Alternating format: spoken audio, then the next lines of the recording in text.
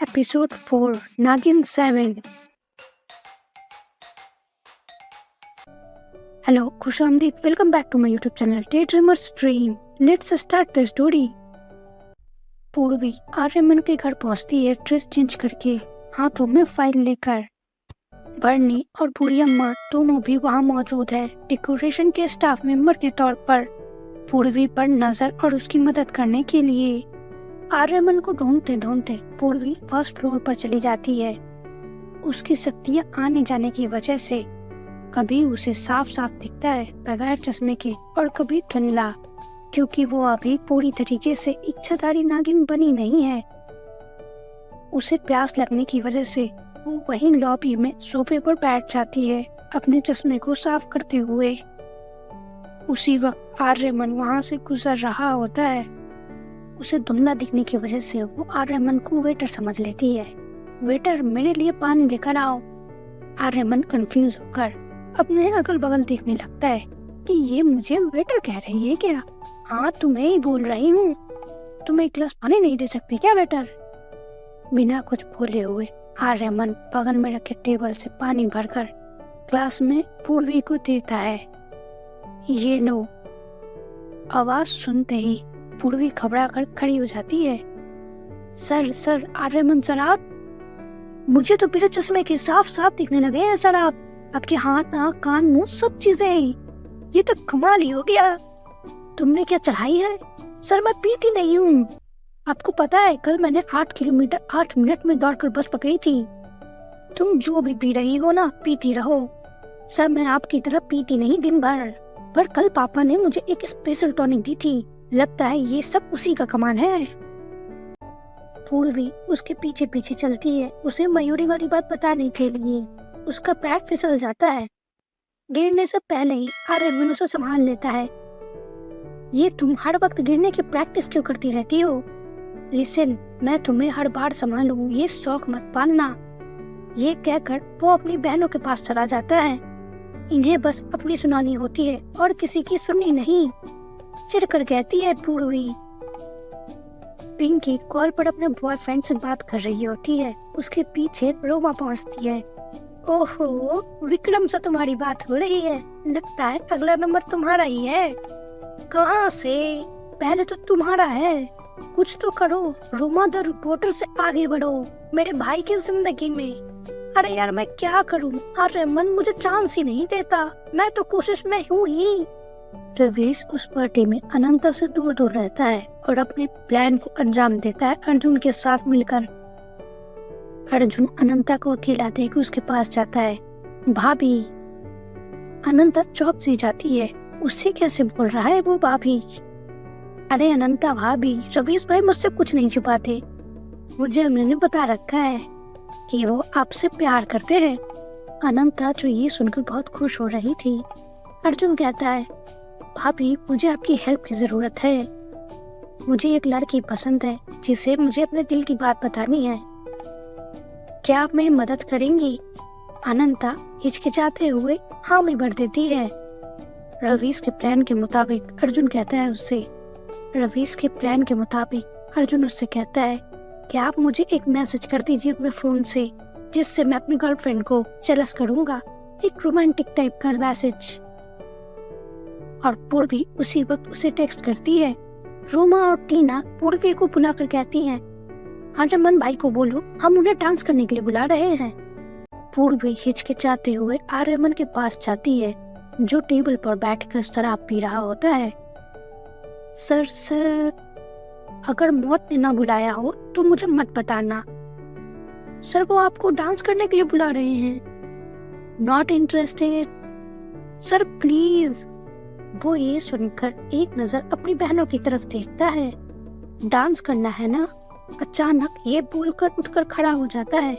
पूर्वी का हाथ पकड़कर उसे खींचकर स्टेज पर ले जाता है। पूर्वी को समझ ही नहीं आता उसके साथ हो क्या रहा है। सारे फैमिली मेंबर्स और गेस्ट सब उन दोनों की तरफ देखने लगते हैं। वो स्टेज पर जबरदस्ती पूर्वी के साथ डांस करने लगता है, बिल्कुल गुस्से में। आर्यमन जानबूझकर ऐसे स्टेप करता है जिसकी वजह से पूर्वी गिरने वाली होती है पर गिरती नहीं। यार मैं गिर क्यों नहीं रही हूँ, ये उसे भी समझ नहीं आता। सुपर पावर की वजह से वो बच जा रही थी बार बार गिरने से। अनंता डांस खत्म होते ही पूर्वी के पास आती है। मुझे तो पता ही नहीं था तू इतना अच्छा डांस करती है। दी मुझे भी नहीं पता था। एक काम कर, अच्छा है इसी तरह प्रैक्टिस किया कर डेली। मेरे और रवीश की शादी में भी डांस करना। ये आर्यमन कुछ अजीब ही आदमी है, तुझे कैसे खींचकर डांस फ्लोर पर लेकर आया। कुछ साल पहले शादी का दिन था। उस दिन कुछ हुआ था जिसकी वजह से उसे शादी, एंगेजमेंट इन सब से नफरत सी हो गई है। अनंता उसे बताती है।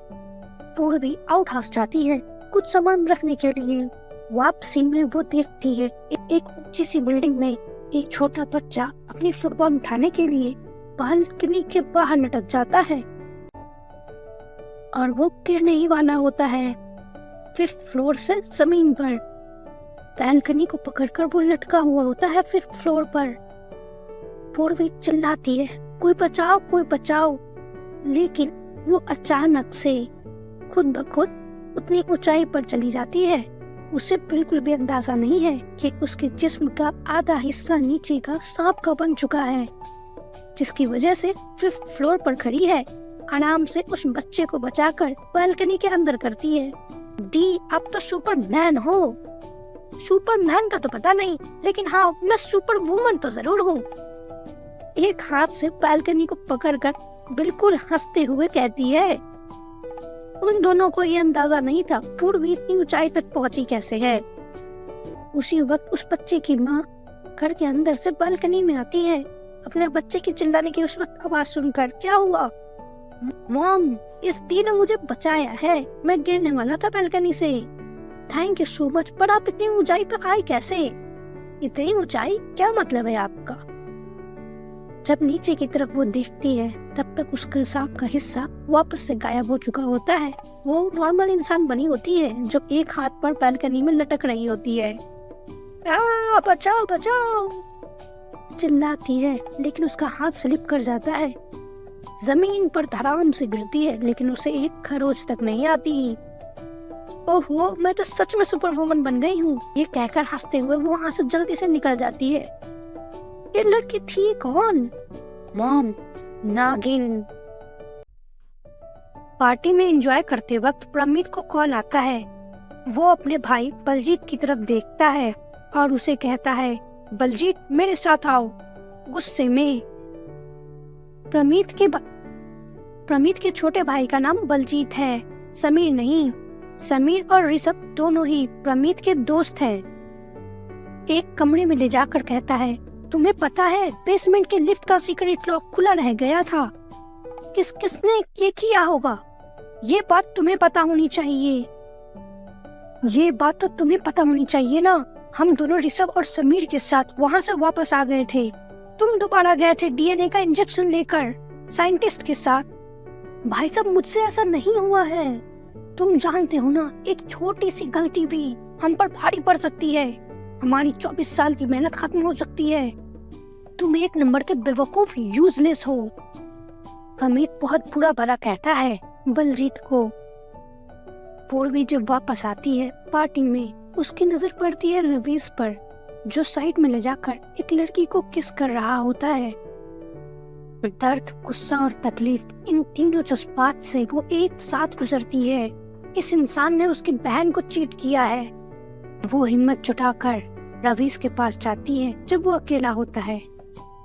रवीश सर, मैंने आपको एक लड़की को किस करते हुए देखा है।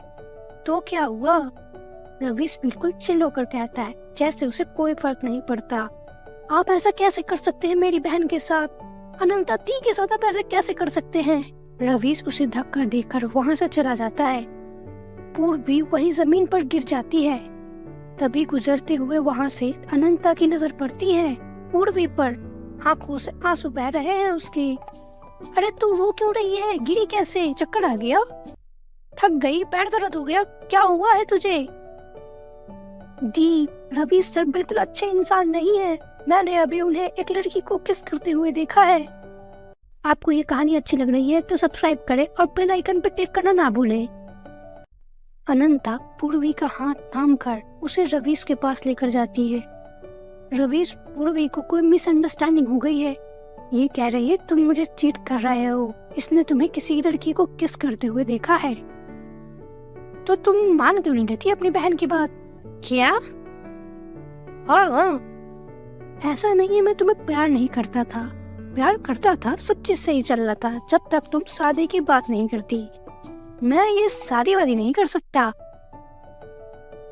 You cheater. अनंता उसका कॉलर पकड़ लेती है। तुमने मुझे धोखा कैसे दिया? तुम बहुत ही घटिया इंसान हो। वो उसे थप्पड़ मारने ही वाली होती है कि रमन उसका हाथ थाम लेता है। ये तुम क्या कर रही हो? मेरे भाई पर हाथ कैसे उठा रही हो तुम? अनंता और पूर्वी उसे बताती हैं, रवीश ने मुझे चीट किया है, उसका बच्चा मेरे पेट में है। रवीश तो सच बोल दे। अनंता सच बोल रही है। सर, भाई आप कैसे यकीन कर सकते हैं इन लोगों पर? मैं आपका भाई हूँ, आप मुझ पर यकीन करेंगे ना? मैं किसी पर यकीन नहीं कर रहा, मैं सिर्फ सच का साथ दूंगा। I hate lawyers. ये झूठ बोल रही है भाई। रवीश अनंता को झूठी कहता है और खुद को इनोसेंट दिखाते हुए कहता है। उसी वक्त परमीत वहाँ पर आ जाता है। ऋषभ दौड़कर उसके पास जाता है। डैड, डैड, ये लड़की झूठ बोल रही है, मैंने कुछ भी नहीं किया है, ये मुझे फंसाने की कोशिश कर रही है। और रवीश के प्लान के मुताबिक अर्जुन वहाँ पर आता है। यस अंकल, ये लड़की ही झूठ बोल रही है, ये रवीश के साथ मुझे भी फंसा रही है, मुझे भी प्यार भरे मैसेज कर रही है। वो मैसेज जो उसने अपनी गर्लफ्रेंड के नाम पर अनंता को कहा था भेजने के लिए। और उसके डैड भी अपने बेटे का साथ देकर कहते हैं, तुम जैसी लड़कियों को मैं जानता हूँ, पैसे नहीं मिले हैं ना, इसलिए मेरे बेटे के पीछे पड़ गई हो, निकल जाओ यहाँ से। ABCD। पूर्वी और अनंता गुस्से में वहाँ से मुड़कर चली जाती है। अनंता कह कर जाती है, मैं पूरी दुनिया को रवीश की सच्चाई बताऊंगी। उसकी आवाज में दर्द और गुस्सा दोनों था और इरादा अटूट था। जो उसने किया है सबको पता चलेगा, मैं डरूंगी नहीं। इन दोनों के जाते वक्त पूर्वी के हाथों से रुमाल गिर जाता है। उसे प्रमित उठाता है, रुमाल को हाथ में लेकर धीरे से मुस्कुराता है। प्रमित ने एक भेड़िया पाला हुआ था, जंगली, खतरनाक। वो रुमाल भेड़िए के मुंह के पास लाता है। जोड़ो मेरे बच्चे। उसकी आवाज ठंडी और जालिम थी। इस खुशबू को याद रख, जाओ उन दोनों लड़कियों को मार दो। पूर्णिमा की वो रात थी। पूरा चांद आसमान में जैसे अनजाने खौफ का गवाह बनकर लटक रहा था। पूर्वी के घर के बाहर अंधेरों के बीच भेड़िया खामोशी से खड़ा था। रोहन, पूर्वी का छोटा भाई, उसे एक डॉगी समझ लेता है। क्यूट डॉग है ये कहकर रोहन दूध रोटी लेकर बाहर निकलता है। पर अगले ही पल खामोशी चीख में बदल जाती है। भेड़िया अचानक रोहन पर झपट्टा मारता है। रोहन की दर्द भरी चीख रात को चीर देती है। उस आवाज को सुनते ही पूर्वी और उसकी बड़ी बहन दौड़कर बाहर आती हैं। उनकी आंखों के सामने खौफ जिंदा हो चुका होता है। भेड़िया उन दोनों की तरफ दौड़ता है, रोहन को छोड़कर। दोनों बहनें दौड़ती हैं, पर अनंता भागते हुए गिर जाती है। उस पल पूर्वी अपनी जान की परवाह नहीं करती। वो भेड़िए का ध्यान अपनी तरफ खींच लेती है और पूरी ताकत से भागने लगती है। उस रात तूफान उठ खड़ा होता है, आंधी चलने लगती है, बिजली कड़कने लगती है और लगता है जैसे धरती भी कांप रही हो। पूर्णिमा की तेज रोशनी में पूर्वी भागते भागते एक जंगल में पहुंच जाती है। पेड़ उसके रास्ते बंद करते हैं, सांसें टूटती हैं, पर पीछे भेड़िया अभी भी उसका पीछा कर रहा होता है, सिर्फ एक मकसद के साथ, उसे खत्म करने के लिए। चांद की रोशनी, जंगल की खामोशी और पीछे से आती हुई डरावनी दौड़, हर पल खौफ और मौत का एहसास बनकर पूर्वी के साथ दौड़ रहा होता है। वो खौफ का मैदान था। पूर्वी पहाड़ी के आखिरी छोर पर पहुंच जाती है। एक कदम और वो सीधे खाई में। उसी पल पूर्वी और भेड़िए की आंखें मिलती हैं। पूर्वी घबरा जाती है। भेड़िया दहाड़ता हुआ उसकी तरफ दौड़ता है। बचने की कोशिश में पूर्वी का पैर फिसल जाता है। पूर्वी पहाड़ी से नीचे गिर जाती है। ऊंचाई से गिरने के बाद वो जमीन पर दर्द में पड़ी होती है, हिल तक नहीं पाती। ऊपर उस चोटी पर खड़ा भेड़िया उसे देखता है और ऊंची आवाज में दहाड़ता है। रात उस चीख को अपनी खामोशी में समेट लेती है। खौफनाक माहौल था। झाड़ियों और पत्थरों के बीच से कई सांप निकल आते हैं।